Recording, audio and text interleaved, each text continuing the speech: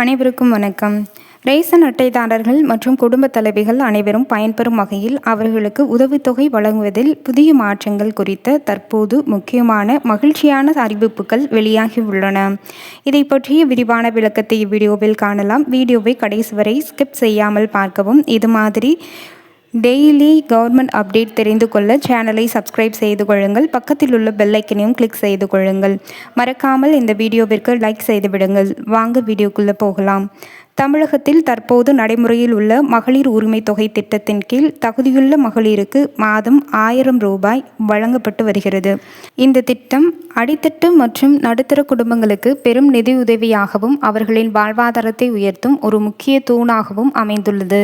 இந்நிலையில்தான் வரும் ஆகஸ்ட் 15ஆம் தேதி சுதந்திர தினத்தை முன்னிட்டு தமிழக முதல்வர் விஜய் அவர்கள் மகளிர் உரிமை தொகையை ரூபாய் 2500 உயர்த்தி வழங்குவது தொடர்பான புதிய அறிவிப்பு அல்லது திட்டமிடல் குறித்த செய்திகள் இணையதளத்தில் சமூக வலைதளங்களிலும் வேகமாக பரவி வருகின்றன. முதல்வர் விஜய் அவர்களின் தரப்பிலிருந்து மகளிர் மேம்பாட்டிற்கான அதிரடி திட்டங்கள் தயார் செய்யப்பட்டு வருவதாக கூறப்படுகிறது.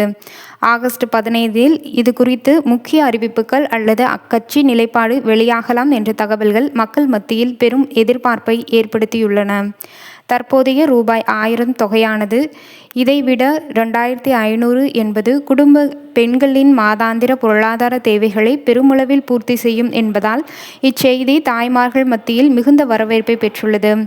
எந்த ஒரு அரசின் நிதியுதவி அல்லது உரிமை தொகை திட்டமாக இருந்தாலும் வங்கி கணக்கில் பணம் தடையின்றி வந்து சேர சில அடிப்படை டிஜிட்டல் சரிபார்ப்புகள் மிக அவசியமாகும்.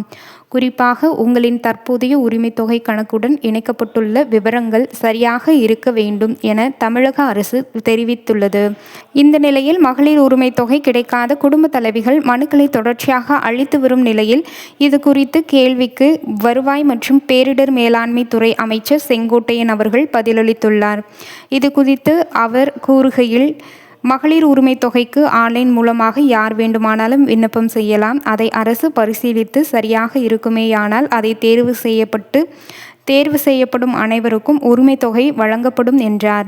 இந்த நிலையில் இது குறித்து அமைச்சர் ரமேஷ் கூறுகையில், குடும்ப தலைவிகளுக்கு மாதம் ரூபாய் 2500 உதவித்தொகை கட்டாயம் வழங்கப்படும். இதுவரையில் வேறு ஏதேனும் திட்டத்தின் கீழ் உதவித்தொகை வாங்கியவர்களும் சரி அல்லது இதுவரை வாங்காத புதிய பயனாளியாக இருந்தாலும் சரி, விடுபட்ட அனைவருக்கும் இத்திட்டத்தை தொடங்கும் போது வங்கிக் கணக்கில் ரூபாய் 2500 செலுத்தப்படும் என்று தெரிவித்துள்ளனர். இத்துடன் இத்தகவல் முடிவடைகிறது. நன்றி, வணக்கம்.